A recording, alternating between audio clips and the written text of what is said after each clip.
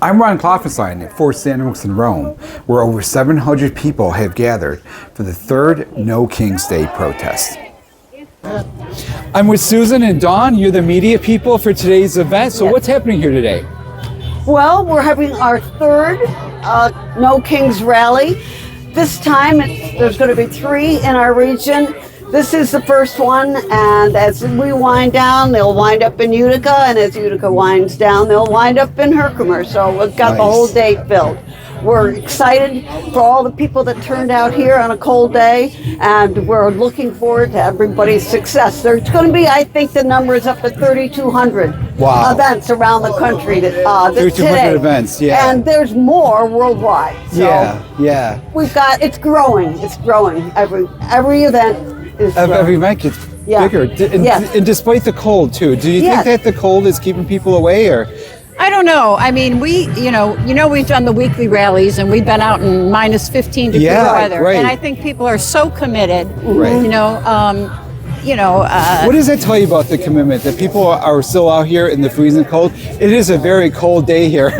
I'm freezing, but there's a huge crowd, and I've been here on Saturdays when it was even worse, and there's people here too. Well, you know what? All I think about is those people in Minnesota who were out there when their neighbors were getting scooped up out of their homes, and their children were sitting in prison somewhere. They didn't know where they were, and they defended their community in 20 below zero, hour after hour, day after day. This is the least we can do. Whenever I'm out here covering a story when it's cold out, or when I'm out here at the protest, especially the Saturday ones that's really cold, I always think about when I was a kid. We used to have, it was like in 1976 with the bicentennial. It was a big year, It was. So we used to have these cups, and we would have ice cream in these cups, and they had pictures on them of Valley Forge, and the men in Valley Forge who fought march through the snow with sometimes bare feet, sometimes with rags on their feet. And they did that all to have no king.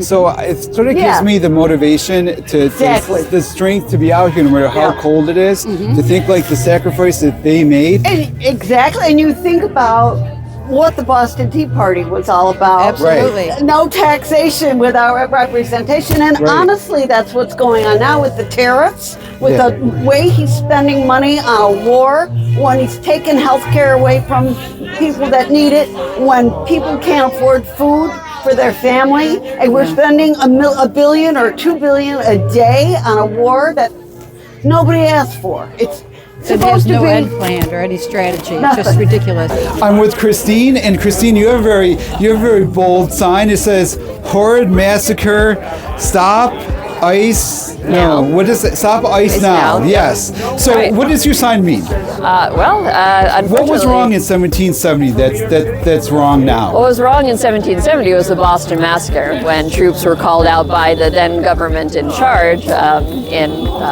retaliation for citizens standing up for their rights. And unfortunately, we're living in a time where it's happening again. We've had troops on our streets. I made this sign right after Renee Good's death, and that's not been the last death of an American citizen. Again, standing up for their rights and the rights of other human beings. Carrying it today as well because we're violating the lives of people overseas. If the school is destroyed or neighborhoods are destroyed, it's just as wrong. Do you protest much? I've never protested ever in my whole life. So is this your first time? Yes. How does it feel to be your first protest with a sign that you made? You also have a sticker on your hat that says you're one of the 75 million Americans against Donald Trump. How does it feel? Does it feel empowering to be out here? Yes, it does. It feels like a way you can express how you're feeling inside, but with a group of people. You know you're not alone. You know that you're not crazy for being against all these crazy things that he's done, and it's been great. It's not okay to have armed, masked men show up in communities and pull people off the street, out of their homes, out of their jobs. I mean, undocumented immigrants contribute. And they're our humans. society. And yes, and not to even mention the fact that these are human beings who are being treated so atrociously. And It's some just of not them are acceptable. documented. They're being treated atrociously, Absolutely, just racially absolutely. profiled, and yeah. Yep. And Yep. you know, I think it's people are saying, you know, we have the power. We're not going to take this lying down. So what's the vibe here today? It's good. It's got a lot of energy. Music and some great signs. Yeah, and yeah, new signs, a lot some of creative new signs. I'm Yes, going to talk yes, to some of the Yes, signs, for you know? sure. Yeah, I'm very happy with everybody's attitude. Yep, no complaints. And as your button says, democracy is not a spectator It is sport. not. No. Especially now. Yep. You know, and this is morality bounded together Yeah. by people, like-minded people who are using these protests to express our rage Yeah. and in a non-violent, peaceful manner. Right, You know? right. Yep. I'm so tired of people saying to me that, Trump is not a king, not yet. But his actions are Because moving. of us. Yeah. Right, right. His actions are moving in that direction. Yeah. And as we celebrate our 250-year anniversary of No Kings, we hope the movement gets stronger to send a message. Could you put into words why some people do think of Trump as a king, and why people are saying, what is he doing that is like king-like that? Well, he's making decisions unilaterally without the checks and balances in our government. You Yep. know, Congress Ignoring Congress. ignores Congress. Yeah. You know, just you know, Think about it kind of things. thinks if it should happen, if he thinks it should happen, and that's not how our country works. I believe he thinks the government and this country is his now. He's treating it like his own. Demolishing a whole wing of the White House is a perfect example Yeah. of how he's acting as if he owns it. He's the Kennedy Center. Yeah. Right. You know, changing it to the Trump Kennedy Center, and that's the way he feels. His name should be on everything. And you know seems what, as Ron? if- People yeah. are getting exhausted. Every Right. day you get up and you listen to the news and there's some other man-created crisis. Right.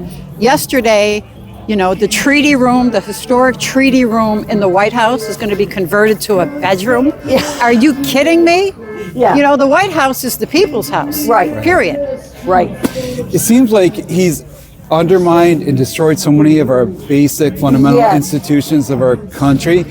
Here, you know, July 4th will be 250 years. I know. Will there be anything left by July 4th? Oh, that's what I'm afraid we of. have our Even say the there White will be. House he's tearing down. He is. Even Well, the White House. If we the people have our say, yeah, there'll be a lot left because this is just a blip on the radar screen. I'm We're going to being keep going interviewed. forward and keep moving. I like that. Thanks. Thanks. Thank you. The people I spoke with today say this is a historic moment, one that demands patriotism, determination, and the courage to speak out. At Fort St. Oaks in Rome, I'm Ron Klopfanstein for 95.5 FM, The Heat.